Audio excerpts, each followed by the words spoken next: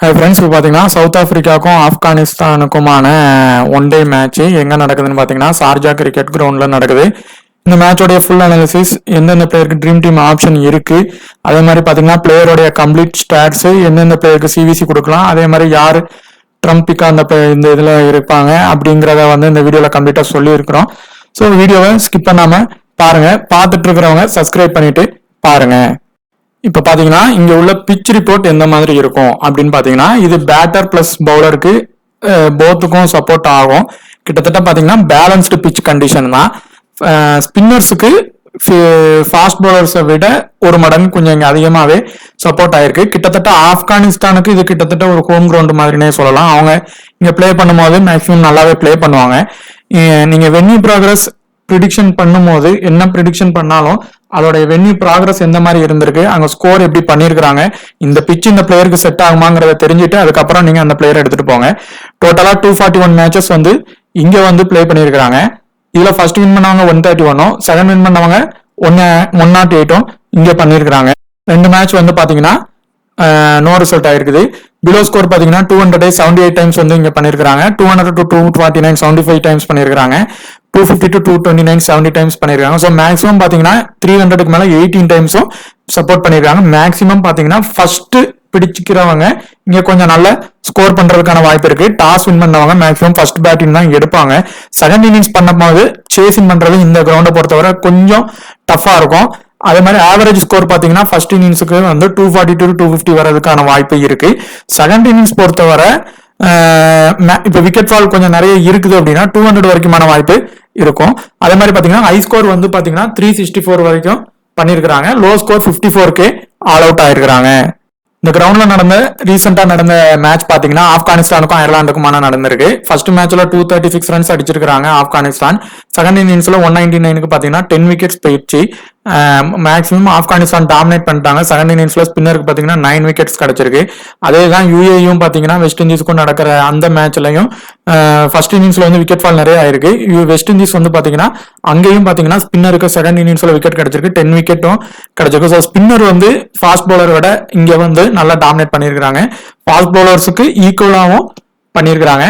அதே மாதிரி இன்னொரு மேட்ச்ல பாத்தீங்கன்னா ஆப்கானிஸ்தான் இங்க 310 ரன்ஸ் ஃபர்ஸ்ட் இன்னிங்ஸ் பண்ணிருக்காங்க. ஸோ ஃபர்ஸ்ட் இன்னிங்ஸ் பண்றப்போ ஸ்கோர் பண்றதுக்கான வாய்ப்பு இங்க நிறைய இருக்கு. அயர்லாந்து பாத்தீங்கன்னா 275 வரைக்கும் அடிச்சாங்க, பட் பண்ண முடியல. ஆனா செகண்ட் இன்னிங்ஸ்ல அந்த பிச்சில் ஸ்பின்னர்ஸ்க்கு விக்கெட் கம்மியா இருந்திருக்கு. ஸோ விக்கெட் ஃபால் பாத்தீங்கன்னா பிச்சில் இந்த இதுல பாத்தீங்கன்னா ஆவரேஜா ஒரு 10 to 12 விக்கெட்டுக்கு மேல கண்டிப்பா விழுந்திருக்கு. இங்க நடந்த லாஸ்ட் 4 மேட்சஸ்ல பாத்தீங்கன்னா ஸ்பின்னர்ஸ் 34 விக்கெட்டும் பேசர்ஸ் 28 விக்கெட்ஸ் எடுத்திருக்காங்க. ஃபர்ஸ்ட் இன்னிங்ஸ்ல ஸ்பின்னர் 15, செகண்ட் இன்னிங்ஸ்ல 19 எடுத்திருக்காங்க. அதே மாதிரி பேசர்ஸ் பாத்தீங்கன்னா ஃபர்ஸ்ட் இன்னிங்ஸ்ல தான் அதிகமா எடுத்திருக்காங்க செகண்ட் இன்னிங்ஸை கம்பேர் பண்ணும்போது. ஆப்கானிஸ்தானோட பிளேயிங் பாசிபிள் பாத்தீங்கன்னா மேக்ஸிமம் குர்பாஸ், நைப், ஆர்ஷா, அப்புறம் பாத்தீங்கன்னா உமர் சாய், ஷகாதி, அப்புறம் முகமது நபி, இந்த இம்ரான் அகில் வரலாம், இல்ல அவருக்கு பதிலாக வேற பேட்ஸ்மேன் வரலாம். அது மாதிரி பாத்தீங்கன்னா கோர்டே, ரஷீத் கான், எஃப் அகமத், அப்புறம் பாத்தீங்கன்னா ஃபரூக்கி பிளே பண்ண வாய்ப்பு இருக்கு. மேபி 1 or 2 சேஞ்சஸ் கூட கண்டிப்பா இதுல இருந்து மேபி இருக்கலாம். சவுத் ஆப்பிரிக்காவோட பாஸ்மேன் பாத்தீங்கன்னா பவுமா, அப்புறம் பாத்தீங்கன்னா டோனி டி சோரி, அப்புறம் ஹென்ட்ரிக்ஸ், மார்க்கம், அப்புறம் பாத்தீங்கன்னா கைல், கிறிஸ்டன் ஸ்டப்ஸ், அப்புறம் பாத்தீங்கன்னா ஆண்டில், பிரிஸ்டன் ஃப்ரூட்டின், அப்புறம் பாத்தீங்கன்னா பிராட்மேன், அப்புறம் பாத்தீங்கன்னா என்பர்கர், நிகிடி. இதுல ஏதாவது 1 or 2 changes maybe playing 11 first மேட்ச்ங்கிறதுனால அவங்க பண்ணிருக்கலாம். இந்த மேட்சை பொறுத்தவரை இந்த மேட்சோட high percentage captain and vice captain பாத்தீங்கன்னா ஹை பெர்சன்டேஜ் கேப்டன்ல இவங்க ரஷீத் கான் தான் இருக்கிறாங்க. வைஸ் கேப்டன்ல ஏடன் மார்க்கம் தான் இருக்காங்க. இது மேக்சிமம் பாத்தீங்கன்னா இதே இதுல கன்னியூ ஆகலாம். இந்த மேட்சை பொறுத்தவரை குர்பாஸ் ஃபர்ஸ்ட் இன்னிங்ஸ் பிடிச்சாருன்னா கண்டிப்பா ஒரு ட்ரீம் டீம் வர்றதுக்கான ஆப்ஷன் இருக்கு. அது மாதிரி ஒரு சின்னதா ஒரு சிவிசி வர்றதுக்கும் ஆப்ஷன் இருக்கு. சால்டான் இந்த மேட்ச்ல இப்ப வர பிளேயிங் லெவல்ல அவருடைய இது இல்ல, இப்போ அவங்க அந்த ட்ரீம் லெவல்ல இல்ல. சோ அதுக்கு பதிலாக அந்த இடத்துல நைபு வருவாங்க. இப்போ நைபு பொறுத்தவரை பேட்டிங் அண்ட் பவுலிங் ரெண்டுமே பண்ணுவாங்க. நைபு பொறுத்தவரை செகண்ட் இன்னிங்ஸ் கொஞ்சம் நல்லா பண்ணுவாங்க. ஸோ ஃபர்ஸ்ட் இன்னிங்ஸ் பண்ணும்போது குர்பாஸை ட்ரை பண்றது பெட்டர் ஆப்ஷனா இருக்கும். ஆனா குர்பாஸுக்கு பொறுத்தவரை கொஞ்சம் லெஃப்ட் ஹேண்ட் த்ரெட்டும் உண்டு. ஸோ அந்த டீம்ல பாத்தீங்கன்னா பர்கர் இருப்பாங்க. மேபி எல் வில்லியம்ஸ் வந்தாலும் அந்த த்ரெட்ல ஒரு சின்னதா ரன் அடிச்சு கூட அவுட் ஆக வாய்ப்பும் இருக்கு. ஃபர்ஸ்ட் இன்னிங்ஸ் பண்ணா மட்டும் நீங்க குர்பாஸை ஒரு கேப்டன் அளவுக்கு கொடுங்க, இல்லைன்னா கொடுக்க வேண்டாம். ஆர்ஷா பொறுத்தவரை அவர் வந்து பேட்டிங் அண்ட் பவுலிங் ரெண்டுமே கான்ட்ரிபியூட் அவரால் பண்ண முடியும். ஸோ அவர் பவுலிங் போடுறது வந்து இன்னும் கொஞ்சம் வந்து நம்ம அந்த டீமுக்கு எடுக்கிறதுக்கான ஒரு கண்டிஷன் இருக்கும். மேபி லோ பெர்சன்டேஜ்ல இருப்பாரு. ஸோ அவரை ட்ரை பண்ணிக்கலாம். இந்த வென்யூல பாத்தீங்கன்னா அவர் ஒரு 40 ரன்ஸ் வரைக்கும் அடிச்சிருக்கிறாரு, 2 விக்கெட் எடுத்திருக்கிறாரு. அதே மாதிரி ஹெட் விக்கெட்ல ஒரு 32 ரன் வரைக்கும் அடிச்சிருக்கிறாரு. ஸோ ஜிஎலுக்கு ரிஸ்க் பிக்கா வேணா ட்ரை பண்ணி பாருங்க. ஒமர் சாய் வந்து கண்டிப்பா ஒரு ட்ரீம் டீமான ஆப்ஷன் வந்து அவருக்கு இருக்கு. ஸோ அவர் பவுலிங் போட்டு பேட்டிங் பண்ண போனார்னா கண்டிப்பா நல்ல ஒரு ஸ்கோர் பண்றதுக்கான வாய்ப்பு இருக்கு. அதே மாதிரி பாத்தீங்கன்னா இந்த அஷமுட்லா ஷகாடி வந்து பாத்தீங்கன்னா அவரோட ரீசன்ட் ஃபார்ம் பாத்தீங்கன்னா 78, 71, 51 நல்லா இருக்கு. வென்யூலையும் 198 ரன்ஸ் அடிச்சிருக்காங்க. மேக்ஸிமம் இவரை வந்து ஃபர்ஸ்ட் பேட்டிங்கை விட செகண்ட் பேட்டிங் ட்ரை பண்ணலாம். அது மாதிரி சவுத் ஆப்பிரிக்கா வின் ஆகும் அப்படின்னு நினைச்சீங்கன்னா அந்த டீம்ல வந்து கண்டிப்பா இவரை வந்து நீங்க எடுக்க வேண்டிய கேட்டகரி பேட்ஸ்மேனா இருப்பாரு.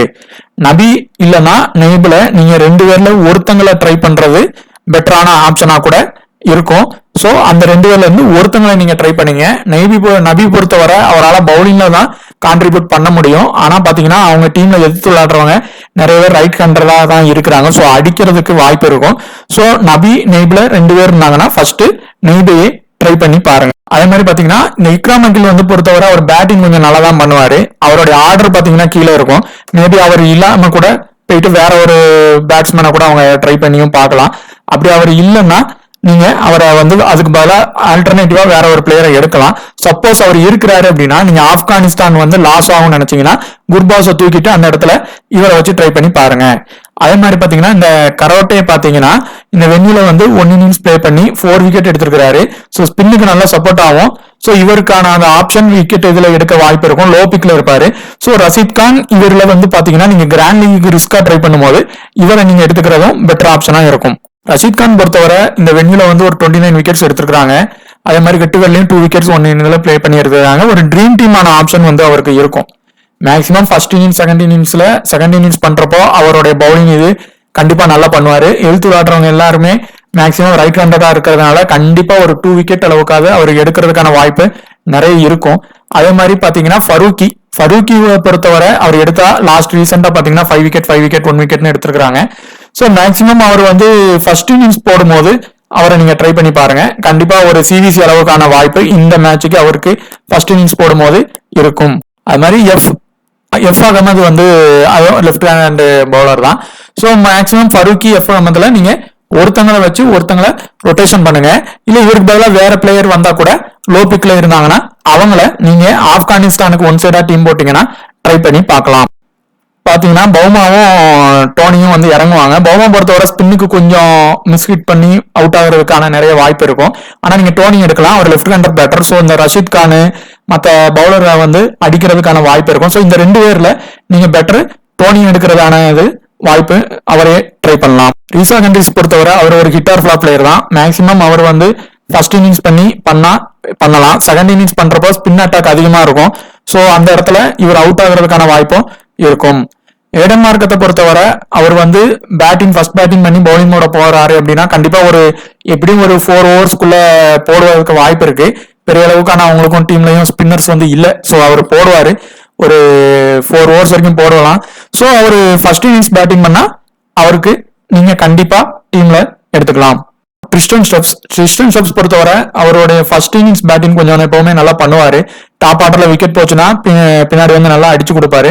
ஆனா சேசிங் இந்த கிரவுண்ட்ல பொறுத்தவரை கொஞ்சம் ஃபர்ஸ்ட் இன்னிங்ஸோட கொஞ்சம் டஃபா இருக்கிற மாதிரி இருக்கு. ஸோ அதனால நீங்க கிறிஸ்டன் ஸ்டெப்ஸை மேக்ஸிமம் ஃபர்ஸ்ட் இன்னிங்ஸ் ட்ரை பண்ணி பாருங்க. சப்போஸ் ஆப்கானிஸ்தான் லாஸ் ஆயிரும் அப்படின்னு நீங்க நினைச்சீங்கன்னா சவுத் ஆப்பிரிக்கா லாஸ் ஆகும் அப்படிங்கிற மாதிரி நினைச்சீங்கன்னா கண்டிப்பா அந்த டீம்ல கிறிஸ்டன் ஸ்டெப்ஸை மஸ்டா எடுத்துக்கோங்க. கிறிஸ்டன் ஸ்டெப்ஸா அந்த கைல் அவரா அப்படிங்கறதுல ஒருத்தங்களை எடுத்தாலே போதும். இவர் வந்து ஒரு முக்கியமான கேட்டகரியில உள்ளவர். இந்த பிலோகாவியோ இவர் வந்து கண்டிப்பா ஒரு ட்ரீம் டீம் வர்றதுக்கான ஆப்ஷன் நிறையவே இருக்கு. 8 ஓவர்ல 2 விக்கெட் வரை எடுத்திருக்காரு. பேட்டிங் பவுலிங் ரெண்டுமே பண்ணுவாரு. இவங்க டீம் வந்து ஆப்கானிஸ்தான் டாமினேட் பண்ணிச்சுனாலும் கண்டிப்பா வின் ஆகிறதுக்கான வாய்ப்பு பேட்டிங் மூலயமா பண்ணிடுவாரு.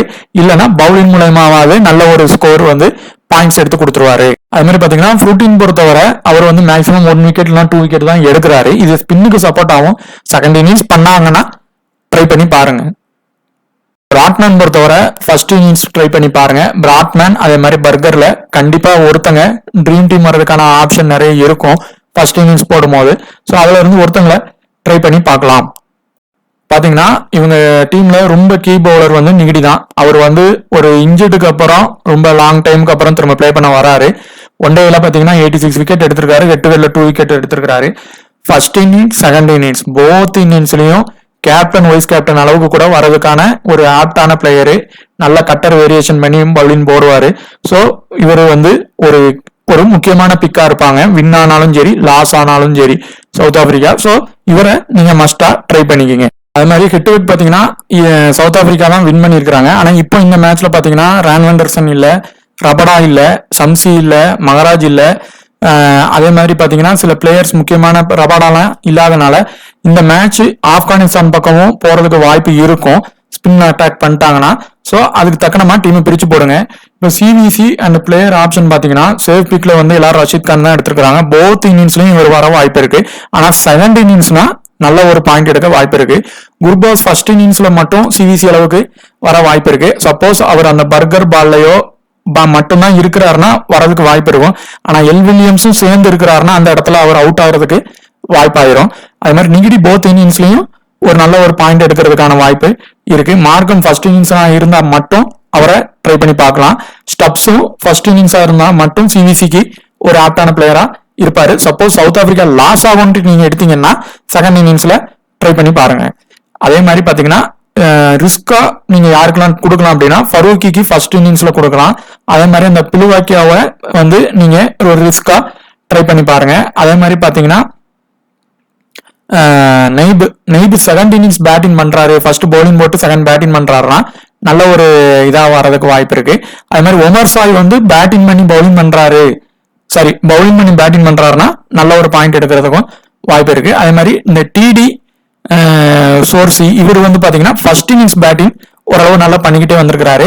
அந்த இதுல நீங்க ஃபர்ஸ்ட் இன்னிங்ஸ் பண்ணா மட்டும் ட்ரை பண்ணி சிவிசி அளவுக்கு கொடுத்து பாருங்க. இவங்க எல்லாருமே ஒரு சின்னதா ட்ரம்பிக்காவும் இருக்கலாம். மீதி உள்ளவங்க சப்போஸ் பிளேயிங் லெவல்ல சேஞ்ச் ஆச்சுன்னா நம்ம டெலிகிராம்ல மென்ஷன் பண்ணலாம்.